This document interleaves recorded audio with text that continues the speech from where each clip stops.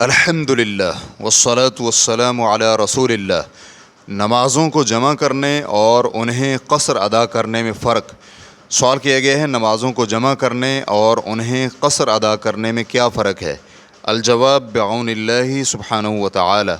نمازوں کو جمع اور انہیں قصر ادا کرنے کے درمیان کئی فرق ہیں، ان میں سے چند ایک سماعت کیجیے۔ اول، تعریف۔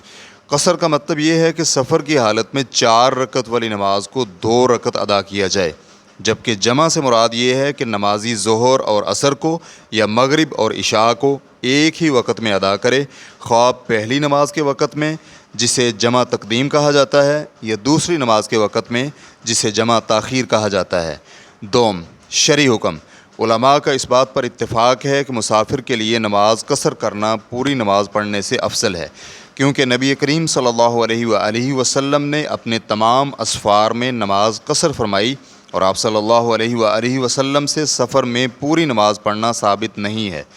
جناب ابن عمر رضی اللہ عنہما کہتے ہیں، میں رسول اللہ صلی اللہ علیہ وآلہ وسلم کے ساتھ رہا تو آپ سفر میں 2 رکعت سے زیادہ نہیں پڑھتے تھے، اور ابو بکر، عمر، عثمان رضی اللہ عنہم بھی اسی طرح کیا کرتے تھے۔ اسے امام بخاری حدیث نمبر 1102 نے روایت کیا ہے۔ بلکہ فقہائے احناف اس بات کے قائل ہیں کہ مسافر پر نماز قصر کرنا واجب ہے، جبکہ جمہور علماء کا صحیح موقف یہ ہے کہ قصر سنت مؤکدہ ہے اور پوری نماز ادا کرنے سے افضل ہے۔ ریفرنس کے لیے دیکھیے الاجماع لابن المنذر صفحہ نمبر 27، المغنی جلد نمبر 1 صفحہ نمبر 382، الموسوعۃ الفقہیہ جلد نمبر 27 صفحہ نمبر 274۔ اور جہاں تک نمازوں کو جمع کرنے کا تعلق ہے تو علماء کا اس پر اتفاق صرف حاجی کے لیے عرفات اور مزدلفہ میں نمازیں جمع کرنے پر ہے۔ چنانچہ بعض علماء کرام نے ان دونوں مقامات کے علاوہ جمع کی اجازت کا سرے سے انکار کیا ہے، تاہم درست بات وہی ہے جس کی طرف جمہور علماء کرام گئے ہیں کہ عذر کے پائے جانے کی صورت میں نمازوں کو جمع کرنا جائز ہے، کیونکہ یہ نبی کریم صلی اللہ علیہ وآلہ وسلم سے عرفات اور مزدلفہ کے علاوہ بھی ثابت ہے۔ سوم، نمازیں جمع اور قصر کرنے کی اجازت کا باعث بننے والے اسباب۔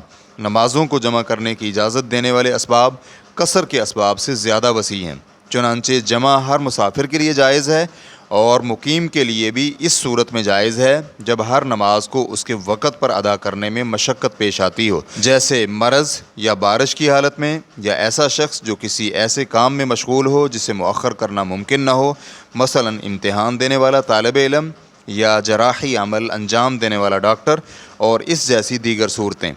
جبکہ قصر صرف سفر کی حالت میں ہی جائز ہے، اس کے علاوہ کسی اور حالت میں قصر کی اجازت نہیں۔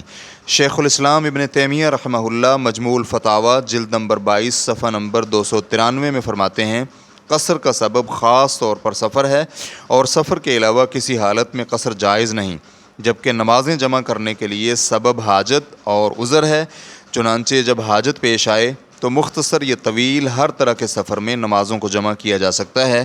اسی طرح بارش وغیرہ کی وجہ سے، بیماری وغیرہ کی وجہ سے اور دیگر اسباب کی بنا پر بھی جمع جائز ہے، کیونکہ اس کا مقصد امت سے تنگی اور مشقت کو دور کرنا ہے۔ اور شیخ ابن عثیمین رحمہ اللہ اللقاء الشہری جلد نمبر 11 صفحہ نمبر 60 میں فرماتے ہیں، جمع قصر سے زیادہ وسیع ہے، یعنی نمازیں جمع کرنے کے اسباب قصر کرنے کے اسباب سے زیادہ ہیں۔